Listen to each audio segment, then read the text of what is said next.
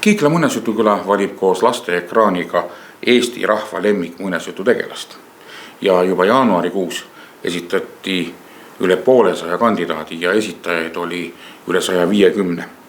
Lõpphääletusele jõudis 25 muinasjututegelast. Esitaja pidi põhjendama, miks talle just see tegelane meeldib. Ja põhjendusi oli erinevaid ja kokkuvõtete tegijail oli neid väga huvitav lugeda. Ja postkasti tuli väga huvitavaid kirju väga huvitavatelt inimestelt. Nii et Kiikla muinasjutukülal on muinasjutuline päris postkast ka olemas. Sinna saab päris kirju saata. Need ei pea olema ekraanil ja e-kirjad.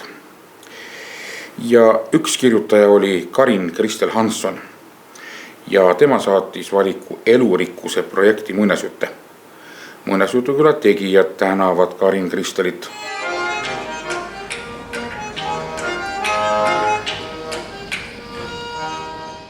Ma arvan, et enamus teist teab, et Kiikla lähedal siin paari kilomeetri kaugusel on Ratva nõiakaev. Ja nõiakaevul ta ei saa ju olla muidu nõiakaev, kui seal nõida ei ole. Ja muinasjutuküla suutis nõia külla kutsuda.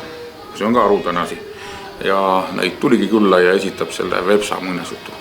Vepslased on siin ammust ajast elanud ja neil on päris palju muinasjutte kogunenud. Aga te kuulete ainult ühte täna.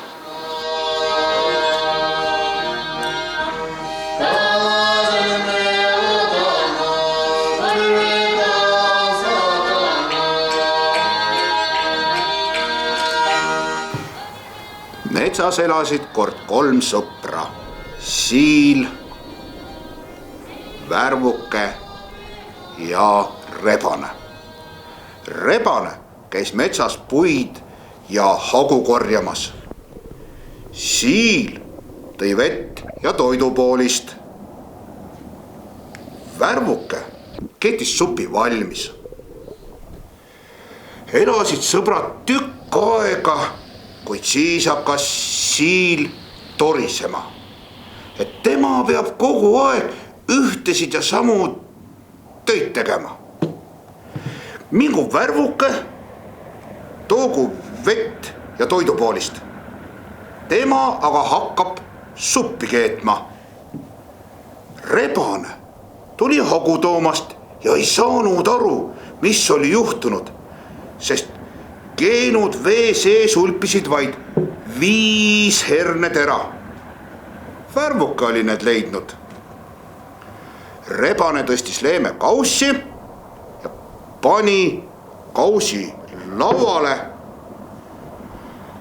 ohkas ja pani kõrvale.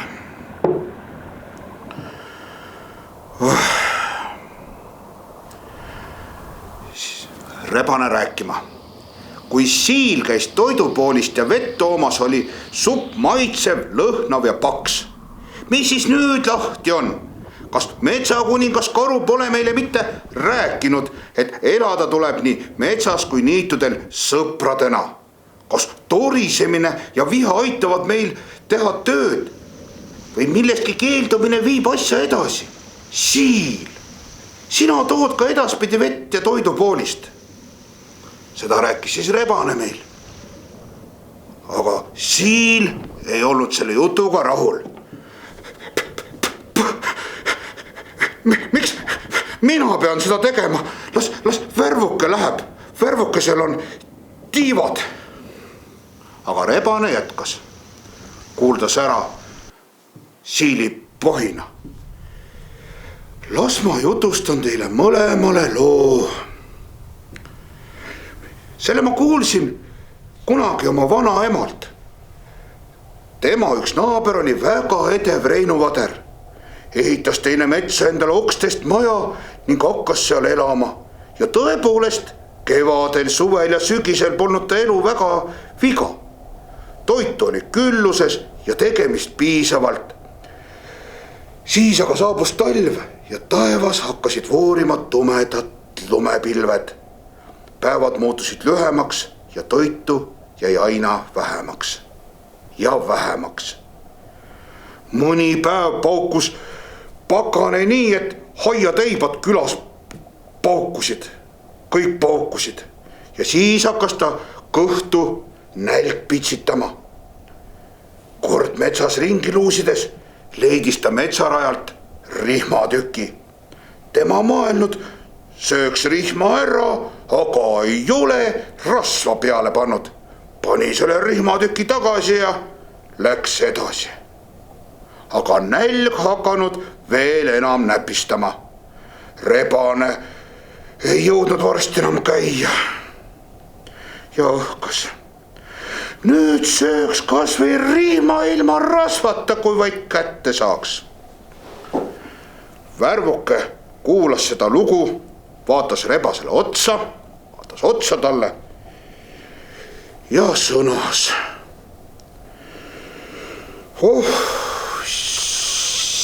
Siuts.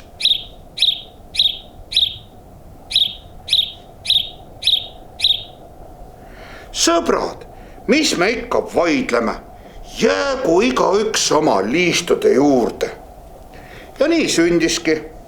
Rebane hakkas jälle metsast puid tooma, siil vett ja toidupoolist otsima ja värvuke suppi keetma.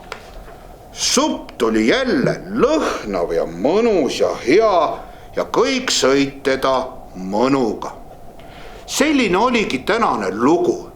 Kirjutage meile Kiiklasse, mida te arvate sellest loost.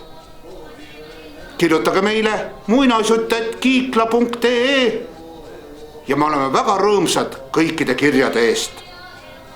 Kõike head!